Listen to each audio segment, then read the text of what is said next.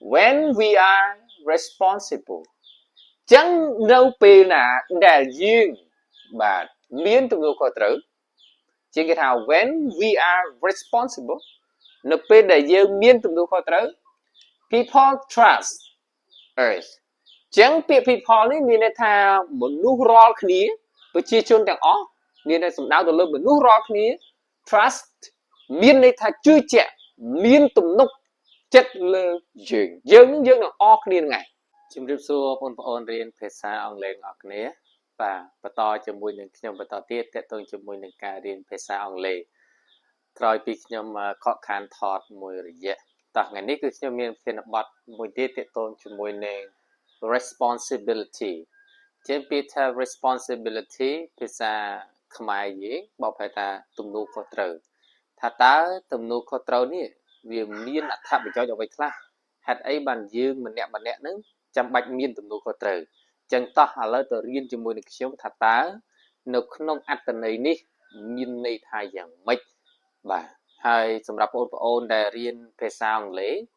ដើម្បី improve ដើម្បីពង្រឹងភាសាអង់គ្លេសគឺយើងត្រូវតែ write words or definition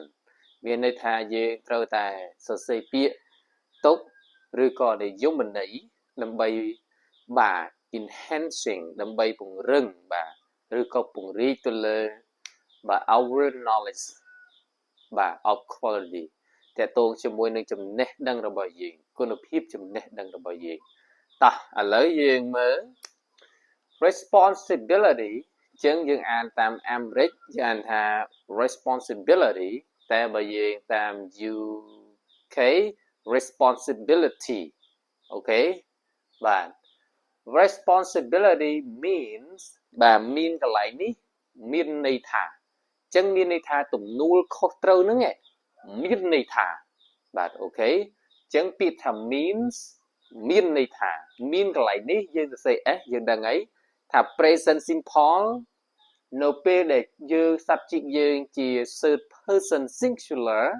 យើងត្រូវតែថែម s means អូខេចឹងខ្ញុំនឹងបញ្ជាក់ពាក្យមួយ clear មួយដើម្បីឲ្យបងប្អូនដែលរៀនភាសាអង់គ្លេសនឹងចាប់បានណារាល់ clear រាល់ពាក្យរាល់ប្រយោគមួយមានន័យថា doing our duty ចឹងពាក្យថា doing ធ្វើបាទគេធ្វើគេសេកន្លែងនេះ doing នេះសេជាចរន្តមានន័យថា after verb កន្លែង verb នេះចរន្តត្រូវតែ verb ing អញ្ចឹងបើសិនជា do យើងត្រូវតែដាក់ថា doing បាទមានន័យថាជាចរន្តបាទចរន្តកន្លែងនេះចរន្តដើរតួជា object បាទអញ្ចឹង after verb នេះ after verb 1គឺជា object នឹងហើយសម្រាប់ present simple our duty អញ្ចឹងយើងមើលកន្លែងនេះពាក្យមួយបញ្ចេញសំឡេងអញ្ចឹងអានេះស្រអ៊ូមែនទេ duty បាទពីបាន UK UT បាទតាម US duty បាទមានន័យថាកន្លែងហ្នឹងមានពាក្យហ្នឹងមានន័យថាម៉េចមានន័យថា something that you have to do មានន័យថាវាជាអ្វីមួយដែលសំខាន់ដែលអ្នកឯងត្រូវធ្វើវាគឺជា it is part of your job វាគឺជាផ្នែកនៃការងារអញ្ចឹងបើយើងនិយាយខ្មែរយើងដូចជាតបកិច្ចមានន័យថាអ្វីដែលយើងត្រូវធ្វើមែនទេអូខេអញ្ចឹងមានន័យថាម៉េចទំនួលខុសត្រូវមានន័យថាគឺការធ្វើកិច្ចការរបស់យើងឬក៏ភារកិច្ចរបស់យើងឬក៏តបកិច្ចរបស់យើងនេះខ្ញុំសំដៅទៅលើទាំងអស់គ្នាណាយើងទាំងអស់គ្នារួមទាំងខ្ញុំផងដែរអូខេធ្វើទាំងអីគេ honesty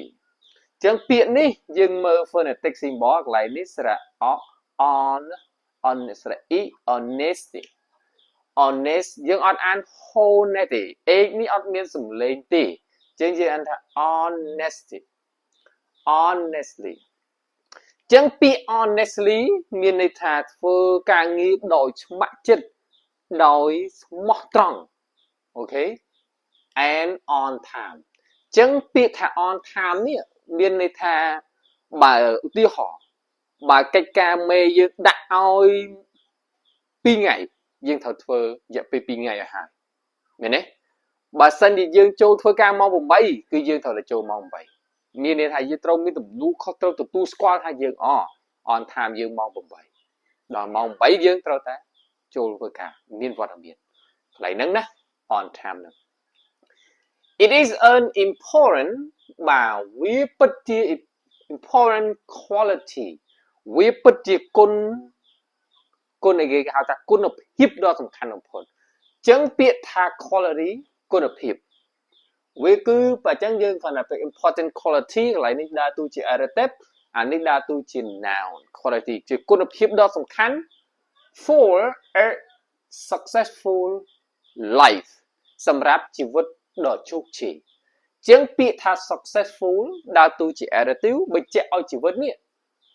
noun នេះមែនទេអញ្ចឹងពាក្យ for នេះគេហៅថាជា conjunction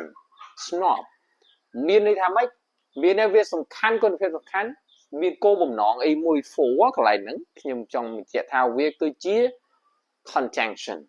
បាទសម្រាប់ជីវិតដ៏ជោគជ័យអញ្ចឹងតែយើងមានទំនួលខុសត្រូវ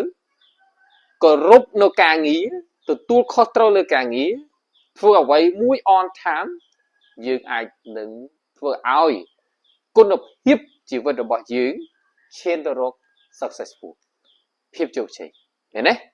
បាទ a responsible person ចឹងកន្លែង responsible នេះខុសពីកន្លែងនេះថ្នាក់ពាក្យជានាមទេចឹង responsible នេះដើរតួជា adjective វិញ responsible person មានន័យថាមនុស្សប្រកបដោយមានទំនួលខុសត្រូវ take care នេះពាក្យ take care ហ្នឹងយើងអាចនិយាយថាយកចិត្តទុកដាក់ខ្វល់ខ្វាយមើលថែ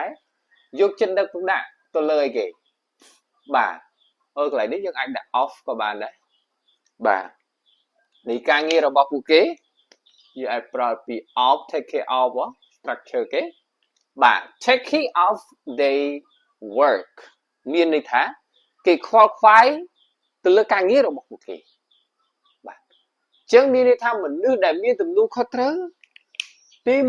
1គេយកចិត្តទុកដាក់ទៅលើការងារ take care ការងាររបស់ពួកគេ they works ឬក៏បើយើងនិយាយពីសិស្សគឺយកចិត្តទុកដាក់ទៅលើការសិក្សាមិនមែនតើយើងជាសិស្សទើបអាចសិក្សាបានទេមានន័យថាមនុស្សដែលមានទំនួលខុសត្រូវគឺមានការផ្លាស់ប្ដូរមានន័យថា keep learning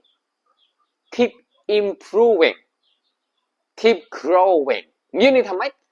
មានន័យថាគេពង្រឹងរក្សាការរៀនរក្សាការអភិវឌ្ឍខ្លួន improving ហើយនឹងបាទខិតខំរៀនសូត្ររីកចម្រើន and action និងសកម្មភាពផ្សេងទៀត Okay students should complete their homework បើយើងនិយាយជាសិស្សគឺគួរតែបញ្ចប់ពាក្យថា complete នេះបញ្ចប់ការងារ homework របស់ពួកគេឧទាហរណ៍ថាគ្រូដាក់ homework មួយថ្ងៃ deadline អញ្ចឹងកូនសិស្សត្រូវតែធ្វើឲ្យហើយក្នុងគោលបំណងនេះកូនសិស្សដែលមានទំនួលខុសត្រូវគឺកូនសិស្សត្រូវតែ complete their homework មានន័យថាការងាររបស់ពួកគេកិច្ចការផ្ទះរបស់ពួកគេ their homework complete នេះបញ្ចប់ respect their teachers អញ្ចឹងមានន័យថាម៉េច respect នេះមានន័យថាគោរពបាទពួកគេគួរតែគោរពលោកគ្រូឬក៏ត្រូវតែគោរព have to តែម្ដងទៅ respect their teacher ត្រូវតែគោរពគ្រូអញ្ចឹងកូនសិស្សដែលមានទំនួលខុសត្រូវគឺបែបហ្នឹង and manage their time well manage their time well និងគ្រប់គ្រងពេលវេលារបស់ពួកគេបានល្អ well ដើរតួជា adverb បញ្ជាក់ឲ្យការគ្រប់គ្រងបាទ their time គឺពេលវេលារបស់ពួកគេ responsibility also means អញ្ចឹងគេថាម៉េចទំនួលខុសត្រូវនឹងផងដែរក៏វាមានន័យថាមានដូចគ្នាមានន័យថា accepting កន្លែងនេះមានន័យថាទទួលយកបាទទទួលយក our mistakes មានន័យថាអ្នកដែលមានទំនួលខុសត្រូវនឹងក៏គាត់មានតែទទួលយកកំហុសខ្លួនឯងដែរអញ្ចឹងឧទាហរណ៍ថាការធ្វើខុសអីមួយអត់កិច្ចវេះពីកំហុសនឹងទេទទួលយកកំហុសនឹងកែប្រែផ្លាស់ប្ដូរ đầm bay ở miền cả better chừng muốn ở miền phía sai chừng muốn nâng cái gạo tham mình nước để miền responsibility mấy đấy bà cũng hỏi nó mistake ấy chẳng dừng mơ cái lại đi mình tích mistake cái lại nè ei nè cứ stra a bà stake alright bạn and try to improve hai nâng chỉ dìm bùng rưng sơ mặt hiệp bọc ok chẳng miền đây tham mình nước để miền responsibility bà accepting từ tôi vô cùng khó bọc luôn ấy mistake hai nâng bùng rưng bà sơ mặt hiệp thành tiết cái lùm ho cùng khó để khó luôn bà when we are responsible chẳng đâu bì là để duyên bà miễn tụi người có tử chỉ cái thảo when we are responsible nó bì để duyên miễn tụi người có tử people trust us chẳng bị people này miễn là thà một nụ rò khní với chia chôn chẳng ó miễn là sầm đau tụi lưng một nụ rò khní trust miễn là thà chưa chẹ miễn tụi nục chất lơ duyên dưng là ó khní ngày and respect us nâng kê cổ rụp duyên chẳng bà sân ở tí họ cái đại càng nghiệp pi ngay ấy nó pi ngay đọc đón ọt phớ tìm mũi cái bạch tầm nục chết để chưa một lời duyên bạch nè trust tiếp bí kê lên cổ rụp duyên kê lên ở đầm lại duyên rồi dương này dí ọt cổ rụp bị sầm đấy dương ọt mean responsible chẳng nó bê đại dương mean responsible before I get trust lời duyên kê chưa chắc lời duyên kê cổ rụp duyên ở đầm lại duyên son này giá cứ son này giá bà càng nghiệp pi ngay cứ pi ngay trâu ta hai mẹ đấy it have us become independent miền này thao về chui dương nó khai tới chia independent and strong individual we chui dương have chui us miền này thao chỉ object we chui dương khai tới chia một con mình nhé individual accurate hai nâng chia một con đã khai hàn phong đại chứng independent and strong individual. Okay. Và ta ta tiết small responsibility miền này tha tầm nuôi khó trâu tôi mũi nè. Ôi tiêu là scam phim dư rõ thường ngày. Take action rõ ngày. Chẳng ai scam phim tôi đứng. Nó không in daily life miền này tha chỉ vứt bởi trăm thường ngày là bỏ dư nữa. Và small responsibility small tôi nè responsibility nó miền này tầm nuôi khó trâu tôi là bao giờ in daily life bởi trăm tháng ngày chỉ vứt là bao giờ nữa I build a good future ai bằng cao oi nà cốt là bao giờ là ọ phong này chứng phụ ôn để chơi sắc xá tùm lóp akro cua tè plak đô khát khom riêng sâu tới đâm bay bằng rừng mà là phim bao giờ chẳng responsibility tôi đứng vì I build a good future gì mà nà cốt dương là ọ good future đấy nè Therefore cứ miền này đôi chân mà bị sâu đấy cũng rất vấn tay bị ní cái prao cũng rất không vấn tích we should always act responsibly chẳng miền này là dưỡng cu tài phơ sẽ cảm một phiếp rư co sẽ cảm phiếp bẹp na cả đói trâu tại miền tùm nô khối trời